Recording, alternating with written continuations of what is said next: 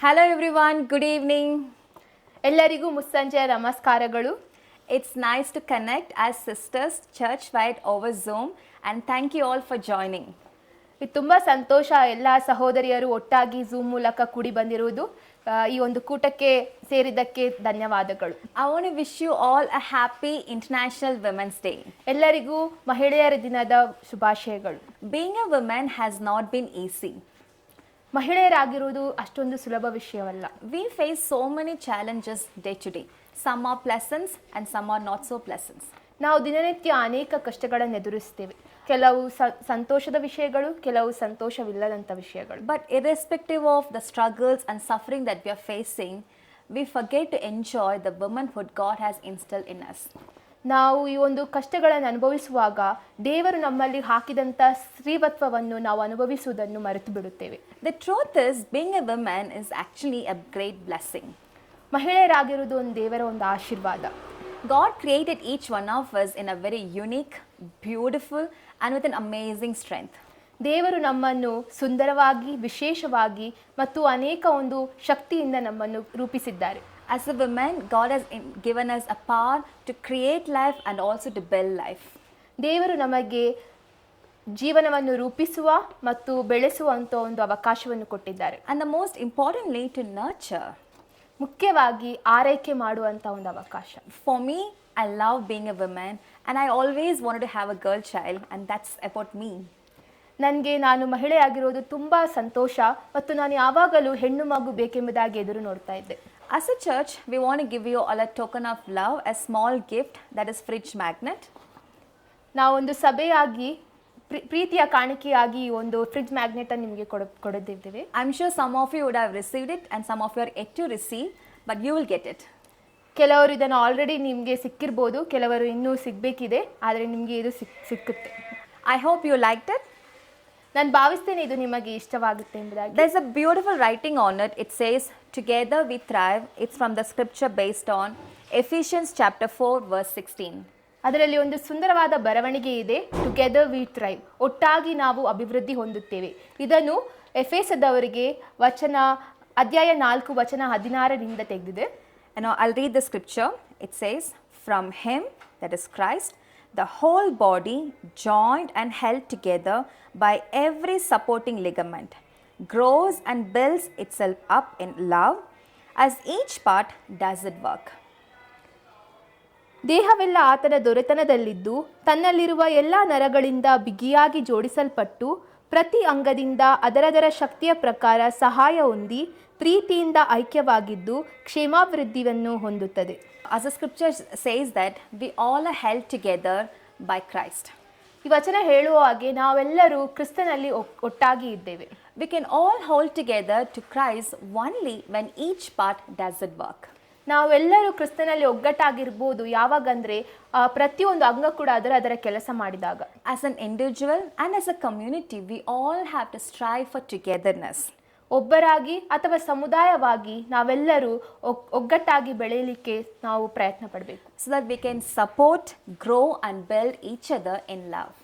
ಈ ಮೂಲಕವಾಗಿ ನಾವು ಒಬ್ಬರಿಗೊಬ್ಬರು ಸಹಾಯ ಮಾಡಬಹುದು, ಒಬ್ಬರೊಬ್ಬರೊಂದಿಗೆ ನಾವು ಒಟ್ಟಾಗಿ ಬೆಳೆಯಬಹುದು. So this is the theme for all of us, and this is the prayer for all of us, that we all will together we will thrive.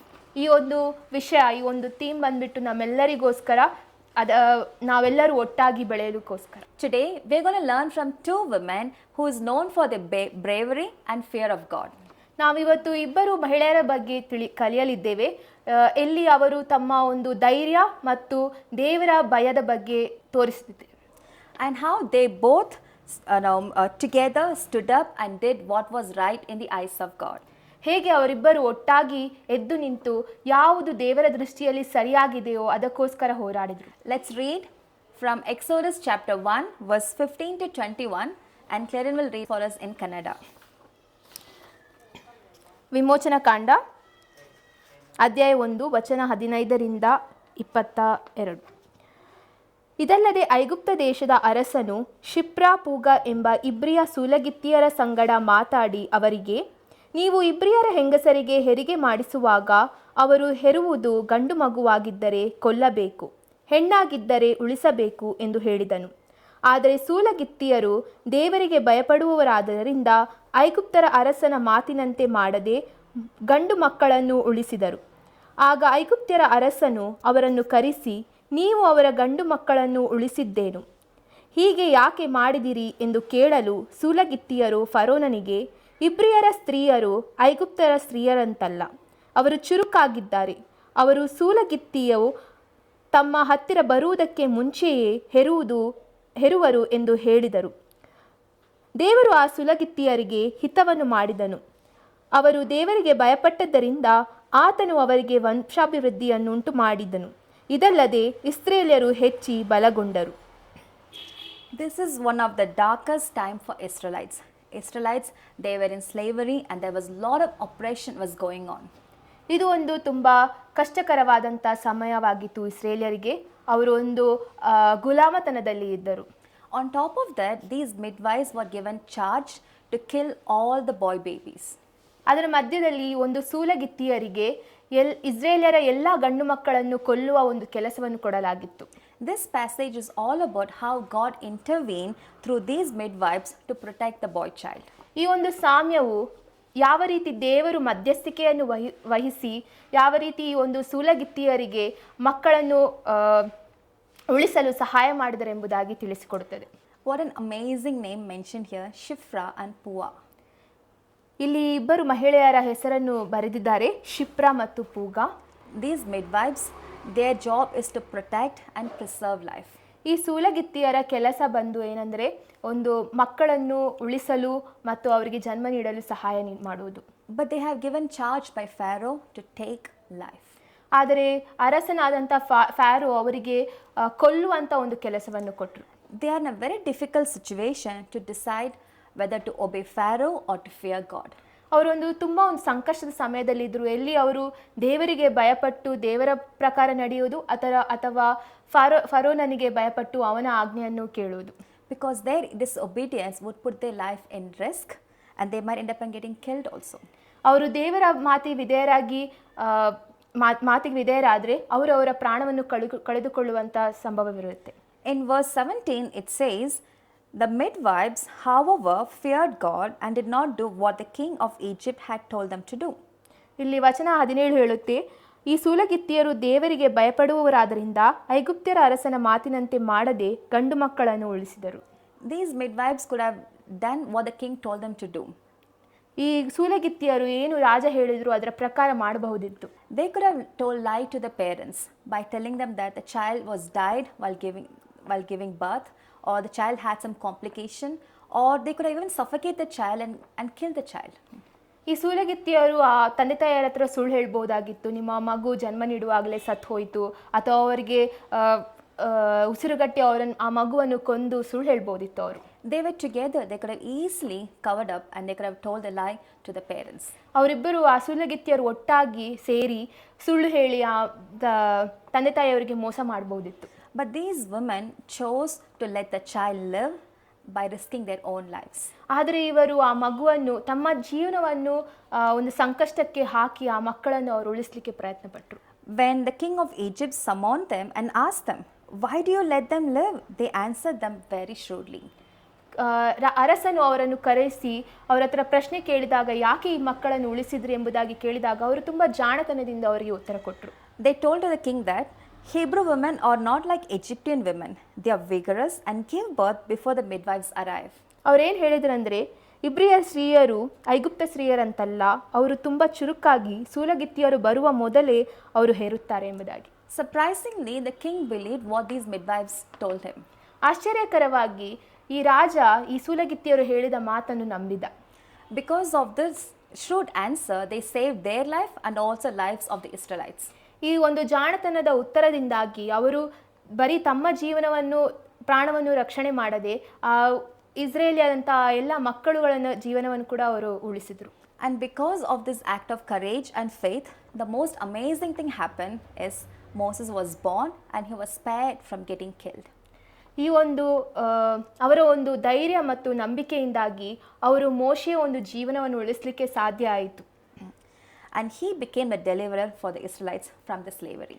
ಮೋಶೆ ಬಂದ್ಬಿಟ್ಟು ಇಸ್ರೇಲಿಯರನ್ನು ಐಗುಪ್ತ ದೇಶದಿಂದ ಬಿಡುಗಡೆ ಮಾಡುವಂಥ ಒಂದು ಮನುಷ್ಯನಾದ. In verse 21, it says, since these midwives feared God, God blessed them and gave them families of their own. Wow. ಇಲ್ಲಿ ವಚನ ಹೇಳುತ್ತೆ, ಅವರು ದೇವರಿಗೆ ಭಯಪಟ್ಟಿದ್ದರಿಂದ ಆತನು ಅವರಿಗೆ ವಂಶಾಭಿವೃದ್ಧಿಯನ್ನು ಉಂಟು ಮಾಡಿದನು. What an incredible story. ಎಷ್ಟೊಂದು ಉತ್ತಮವಾದಂಥ ಒಂದು ಕಥೆ ಇದು. Even after many generations, we know their names and we celebrate their faith. ಇಷ್ಟು ಸಮಯಗಳಾದರೂ ಕೂಡ ನಾವು ಇವರ ಒಂದು ಹೆಸರನ್ನು ಮತ್ತು ಅವರ ಕೆಲಸವನ್ನು ನಾವು ಇನ್ನೂ ನೆನಪಿನಲ್ಲಿಟ್ಟಿದ್ದೇವೆ. We can learn so many things from these women, and right now we're going to have Julie sister will come and share with us. ಈ ಒಂದು ಅವರ ಒಂದು ಕಥೆಯಿಂದ ಅನೇಕ ವಿಷಯಗಳನ್ನು ನಾವು ಕಲಿಬಹುದು. ಒಂದು ಸಮಯದಲ್ಲಿ ಜೂಲಿ ಸಿಸ್ಟರ್ ಬಂದು ಶೇರ್ ಮಾಡ್ತಾರೆ. Wow, what an amazing story Shipra and Pua lived. I want to imitate their courage. ಎಂಥ ಒಂದು ಸುಂದರವಾದಂಥ ಕತೆ ಶಿಪ್ರಾ ಮತ್ತು ಪೂಗಾ ಅವರದು. ಅಂಥ ಒಂದು ಜೀವನವನ್ನು ನಾನು ಕೂಡ ಜೀವಿಸಲಿಕ್ಕೆ ಬಯಸ್ತೇನೆ. As the scripture clearly said, their courage came from the heart that feared God. ಅವರ ಧೈರ್ಯವು ದೇವರನ್ನು ಭಯಪಟ್ಟಂಥ ಹೃದಯದಿಂದ ಬಂದದ್ದು. It's a healthy fear of God, not a fear that came out of dutiful obligation, a fear that came out of love for God. ಅವರದು ಭಯವು ಆರೋಗ್ಯಕರವಾದಂಥ ಭಯ, ಬದಲಾಗಿ ಕರ್ತವ್ಯದ ಮೇರೆಗೆ ಬಂದಂಥ ಭಯವಲ್ಲ. Sometimes I wondered what these two women, they must have talked with each other when Pharaoh said, kill all the Hebrew babies. ನಾನು ಕೆಲವೊಂದು ಸರ್ತಿ ಯೋಚನೆ ಮಾಡ್ತೀನಿ, ಈ ಇಬ್ಬರು ಮಹಿಳೆಯರು ಒಟ್ಟಾಗಿ ಏನು ಮಾತಾಡಿರ್ಬೋದು ಯಾವಾಗ ಅರಸನಾದಂಥ ಫರೋನ ಬಂದು ಅವರಿಗೆ ಕೊಲ್ಲಲು ಹೇಳಿದಾಗ. Here are my guess. What they must have discussed with each other. Guess number one, they must have talked with each other. Should we kill the babies or save life? When they know that killing the babies will protect their life, but saving the babies will put their life under risk. So ಇದು ನನ್ನ ಊಹೆಗಳು. ಮೊದಲನೇದಾಗಿ ಅವರು ಕೇಳಿರಬಹುದು, ನಾವು ಈ ಮಕ್ಕಳನ್ನು ಉಳಿಸಬೇಕಾ ಅಥವಾ ಕೊಲ್ಲಬೇಕಾ.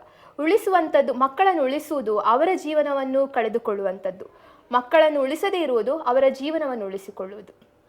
Maybe second thing that they must have discussed is, should we be loyal to God or loyal to Pharaoh? Being loyal to Pharaoh is rebelling against God, or rebelling against Pharaoh is being loyal to God. What should we choose? ಇನ್ನೊಂದು ಪ್ರಶ್ನೆ ಅವ್ರು ಕೇಳಿರ್ಬೋದು, ನಾವು ದೇವರಿಗೆ ವಿಧೇಯರಾಗಿರಬಹುದಾ ಅಥವಾ ಫಾರೋನನಿಗೆ ವಿಧೇಯರಾಗಿರಬಹುದಾ. ಫಾರೋನನಿಗೆ ವಿಧೇಯರಾಗಿರುವುದಂದ್ರೆ ದೇವರನ್ನು ಬಿಟ್ಟುಕೊಡುವುದು, ದೇವರಿಗೆ ವಿರೋಧರಾಗಿರುವುದರಂದ್ರೆ ಫಾರೋನನ್ನು ಬಿಟ್ಟುಕೊಡುವುದು. We all know they chose to be loyal to God. What a motivation to do such a radical choice. ನಮಗೆಲ್ಲರಿಗೂ ಗೊತ್ತು, ಅವರು ದೇವರಿಗೆ ನಿಷ್ಠಾವಂತರಾಗಿರುವುದನ್ನು ಅವರು ಆಯ್ಕೆ ಮಾಡಿದರು. ಎಂಥ ಒಂದು ಪ್ರಾಮಾಣಿಕವಾದಂಥ ಪ್ರೀತಿ ಅವರದು. So, as we heard the story, now how they were loyal to God, this was something that pleased God so much. ನಾವು ಈ ಒಂದು ಕಥೆಯಲ್ಲಿ ನಮಗೆ ಗೊತ್ತಿದೆ ಯಾವ ರೀತಿ ಅವರು ದೇವರಿಗೆ ಪ್ರಾಮಾಣಿಕರಾಗಿದ್ದರು ಎಂಬುದಾಗಿ. ಈ ಒಂದು ಪ್ರಾಮಾಣಿಕತೆ ದೇವರಿಗೆ ಸಂತೋಷವನ್ನು ತಂದಿರಬಹುದು. See, just being that loyal would have not just come out of just making a decision, but it came from their understanding the real power lies with God, not men. ಈ ಒಂದು ಪ್ರಾಮಾಣಿಕತೆ ಅವರು ಒಂದು ಕ್ಷಣದ ನಿರ್ಧಾರ ಆಗಿರಲಿಕ್ಕಿಲ್ಲ, ಬದಲಾಗಿ ಅವರು ದೇವರ ಬಗ್ಗೆ ಏನು ತಿಳ್ಕೊಂಡಿದ್ರು, ದೇವರನ್ನು ಅರ್ಥ ಮಾಡಿಕೊಂಡಂಥ ರೀತಿಯಿಂದ ಈ ಒಂದು ಪ್ರಾಮಾಣಿಕತೆ ಬಂದಿದೆ. Such loyalty came from the right understanding that the real power lies with God, not men. ಈ ಒಂದು ಪ್ರಾಮಾಣಿಕತೆ ಅವರಿಗೆ ಬಂದಿದ್ದು ನಿಜವಾದಂಥ ಶಕ್ತಿ ದೇವರಲ್ಲಿ ಇದೆ, ಮನುಷ್ಯರಲ್ಲಿ ಅಲ್ಲ ಎಂಬ ವಿಷಯದಿಂದ. Because they saw that how Pharaoh was afraid. He could not control the situation. But they know that God is not afraid about anybody. He is in control of everything, even control over Satan. ಅವರಿಗೆ ಗೊತ್ತಿತ್ತು ಫರೋನನು ತುಂಬ ಭಯಪಟ್ಟಿದ್ದ. ಇಸ್ರೇಲಿಯರು ಈಜಿಪ್ಟಿನಲ್ಲಿ ಜನಸಂಖ್ಯೆ ಹೆಚ್ಚಾಗುತ್ತಿರುವುದು ನೋಡಿ ಅವನು ಭಯಪಟ್ಟಿದ್ದ. ಆದರೆ ಅವ್ರಿಗೆ ಗೊತ್ತಾಯಿತು ಮನುಷ್ಯರು ಭಯಪಡ್ತಾರೆ, ಆದರೆ ದೇವರು ಭಯಪಡುವುದಿಲ್ಲ ಎಂಬುದಾಗಿ. So their loyalty came from the right understanding about God. You all must be familiar with the scripture, to fear God is to shun evil. ಅವರ ನಿಜವಾದಂಥ ಪ್ರಾಮಾಣಿಕತೆ ಬಂದಿದ್ದು ಅವರು ದೇವರನ್ನು ಅರ್ಥ ಮಾಡುವ ಮುಖಾಂತರ. ನೀವು ಕೇಳಿರ್ಬೋದು ಈ ವಚನ, ದೇವರ ಭಯ ದುಷ್ಟತನವನ್ನು ದೂರವಿಡುತ್ತದೆ ಎಂಬುದಾಗಿ. You know, their loyalty, Shipra and Pua's loyalty to God, shunned the evil plan. Pharaoh was an agent of evil. He wants to destroy God's community. But their loyalty to God shunned the evil plan of God.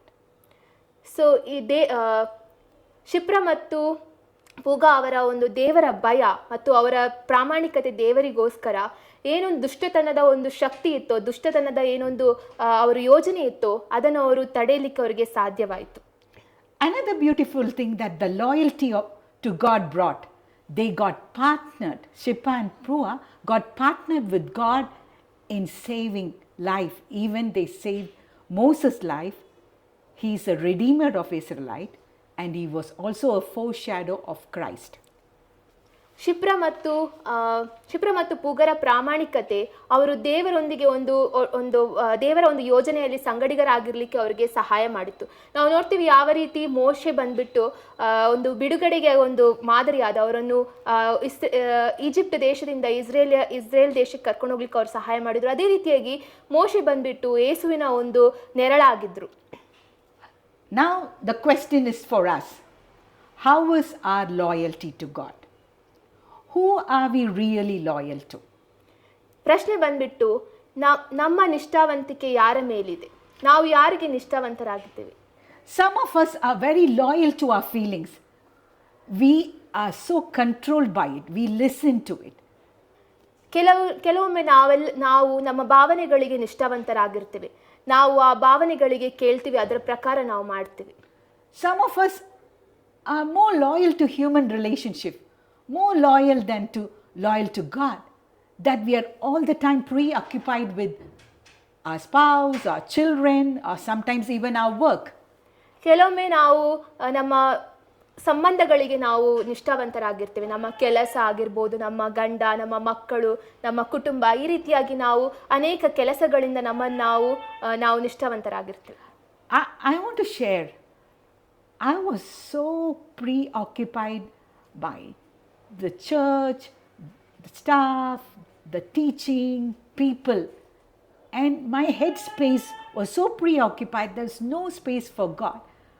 I prayed and I was asking God to set me free, and mercifully He allowed me to be free of being preoccupied with people and set my focus on Him.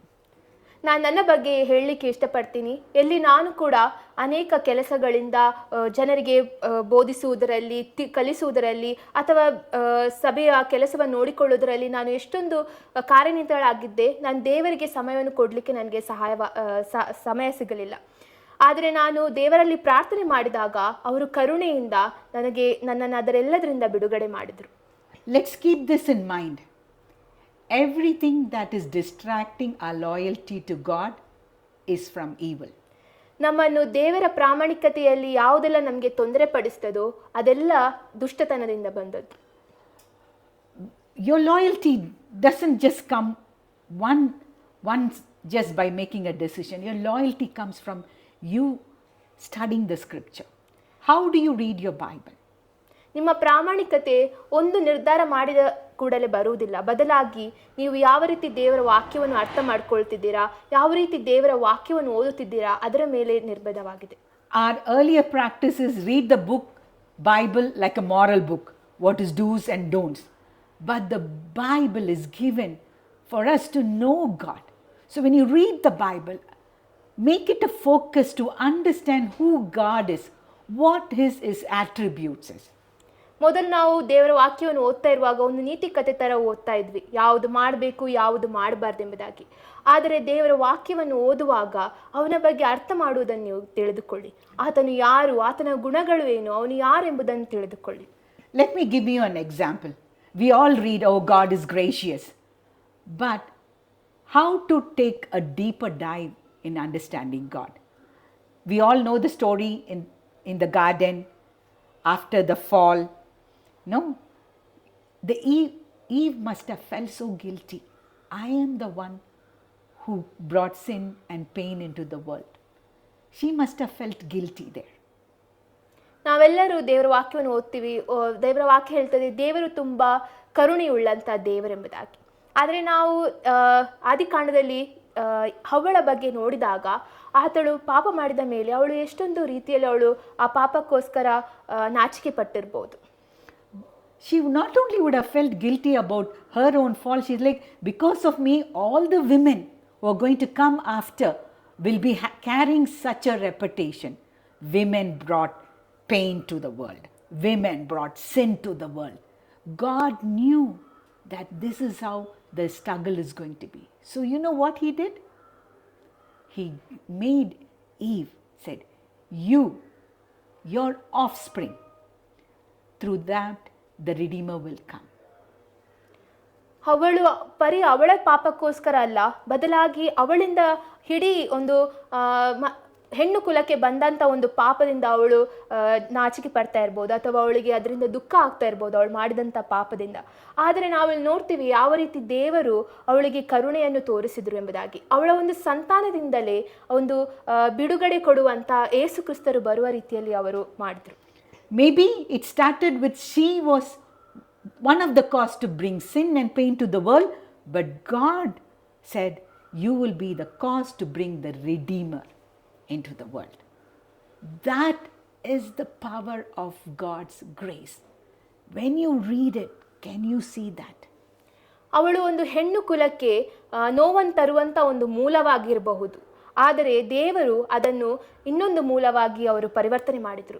ಅವಳ ಮೂಲಕವಾಗಿ ಆ ಒಂದು ಬಿಡುಗಡೆ ಕೊಡುವಂಥ ಯೇಸು ಕ್ರಿಸ್ತರು ಲೋಕಕ್ಕೆ ಬಂದರು. ನೀವು ನೋಡ್ತೀರಾ ದೇವರು ಎಷ್ಟೊಂದು ಕರುಣೆಯುಳ್ಳಂಥ ದೇವರಾಗಿದ್ದಾರೆ ಎಂಬುದಾಗಿ.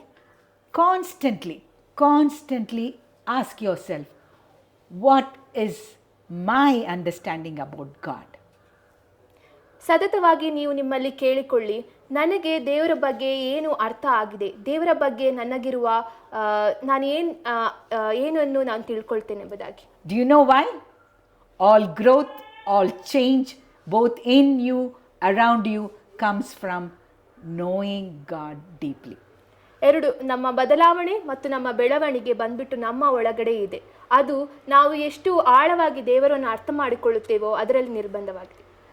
It's so beautiful, the climax in Shipra and Pua's life. Pharaoh came and asked them, how come Hebrews' population is not decreasing? Whatever answer they gave, it would have cost their life. But it didn't happen because God is more powerful. He didn't allow them to face death. So ಇಲ್ಲಿ ಕೊನೆಯದಾಗಿ ನಾವು ನೋಡ್ತೀವಿ ಯಾವ ರೀತಿ ಒಂದು ಅರಸ ಬಂದ್ಬಿಟ್ಟು ಶಿಫ್ರಾ ಮತ್ತು ಪೂಗರ ಹತ್ರ ಕೇಳ್ತಾರೆ, ಅದೇಗೆ ಇಸ್ರೇಲರ ಜನಸಂಖ್ಯೆ ಕಡಿಮೆ ಆಗ್ತಾ ಇಲ್ಲ ಎಂಬುದಾಗಿ.